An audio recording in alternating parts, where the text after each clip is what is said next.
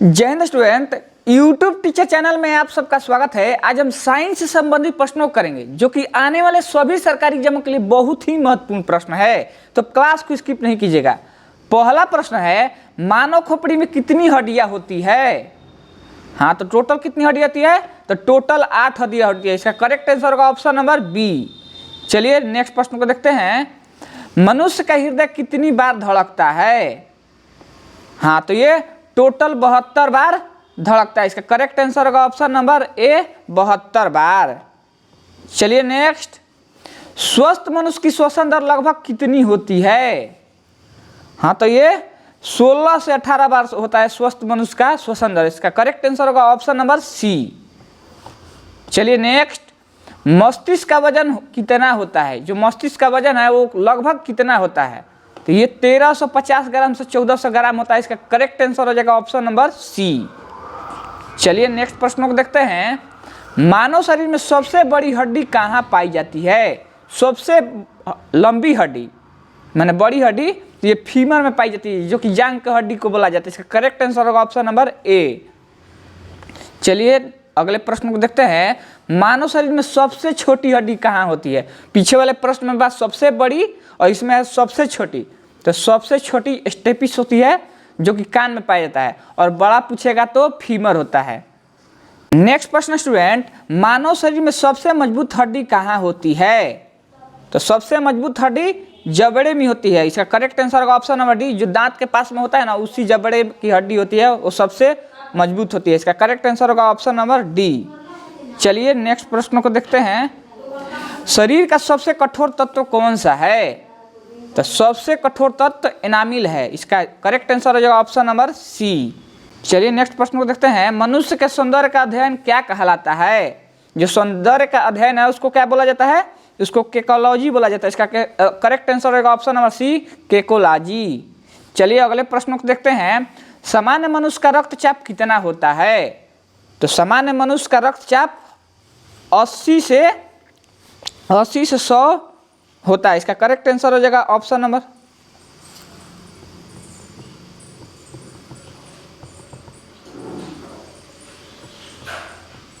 चलिए नेक्स्ट प्रश्न को देखते हैं।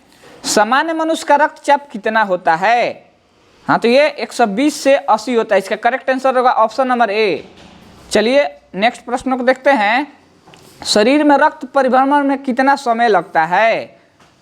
तो टोटल 23 सेकंड लगता है। इसका करेक्ट आंसर होगा ऑप्शन नंबर ए, 23 सेकेंड। चलिए अगला प्रश्न को देखते हैं।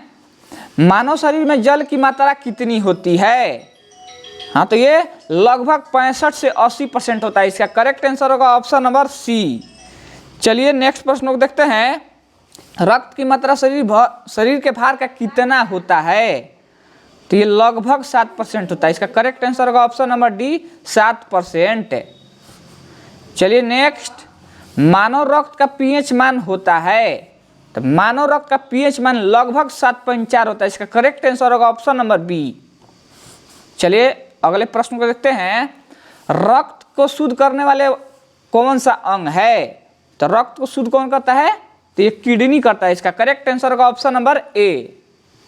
चलिए नेक्स्ट, लाल रक्त कण का जीवन काल कितने दिन होता है? जो रेड ब्लड सेल होता है उसका जीवन काल कितने दिन का होता है? तो ये 20 से 120 दिन होता है। इसका करेक्ट आंसर होगा ऑप्शन नंबर ए। चलिए अगले प्रश्न को देखते हैं। श्वेत रक्त कण का जीवन काल कितने दिन का होता है? जो व्हाइट ब्लड सेल होता है उसका जीवन काल कितने दिन का होता है? तो ये 2 से 4 दिन होता है। इसका करेक्ट आंसर होगा ऑप्शन नंबर बी। चलिए नेक्स्ट, स्वरदाता रक्त समूह कौन सा होता है? यूनिवर्सल डोनर ग्रुप ब्लड का कौन सा होता है? तो ये ओ होता है। इसका करेक्ट आंसर हो जाएगा ऑप्शन नंबर बी। ओ जो होता है यूनिवर्सल डोनर होता है। ये किसी भी व्यक्ति को अपना खून दे सकता है। चलिए नेक्स्ट, स्वरग्रही रक्त समूह कौन सा होता है? तो स्वरग्रही ए बी होता है। इसका करेक्ट आंसर होगा ऑप्शन नंबर सी, यूनिवर्सल। इसको एक्सेप्टर बोला जाता है। इसका करेक्ट यूनिवर्सल एक्सेप्टर किसको बोलते हैं? तो ए बी को बोलते हैं। चलिए नेक्स्ट, भोजन का पाचन क्रिया कहाँ से प्रारंभ होता है? तो भोजन का पाचन क्रिया मुख से ही प्रारंभ हो जाता है। इसका करेक्ट आंसर होगा ऑप्शन नंबर सी। चलिए नेक्स्ट प्रश्न को देखते हैं। बचे हुए भोजन का अवशोषण किस आंत में होता है? माने मुंह से प्रारंभ होता है और बचे हुए भोजन का अवशोषण किस आंत में होता है? तो ये छोटी आंत में होता है। इसका करेक्ट आंसर होगा ऑप्शन नंबर डी। चलिए नेक्स्ट, पित्त किस अंग द्वारा स्रावित होता है? तो पित्त जो है किस अंग द्वारा स्रावित होता है? तो ये यकृत के द्वारा होता है। इसका करेक्ट आंसर होगा ऑप्शन नंबर डी। चलिए नेक्स्ट प्रश्न है, शरीर की सबसे बड़ी ग्रंथि कौन सी है? तो शरीर की सबसे बड़ी ग्रंथि यकृत है। इसका करेक्ट आंसर होगा ऑप्शन नंबर ए।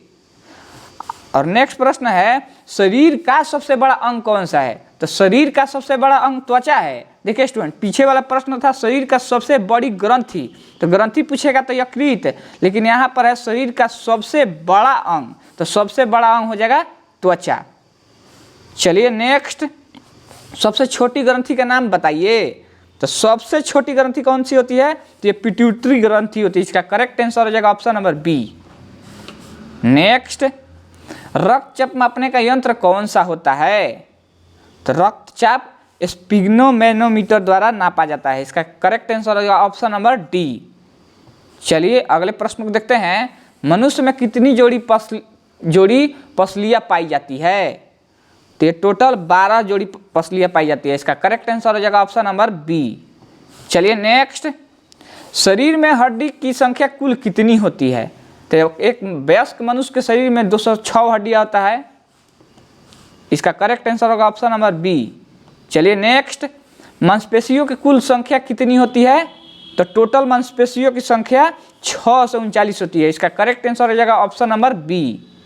चलिए नेक्स्ट, लार में पाई जाने वाला एंजाइम कौन सा होता है?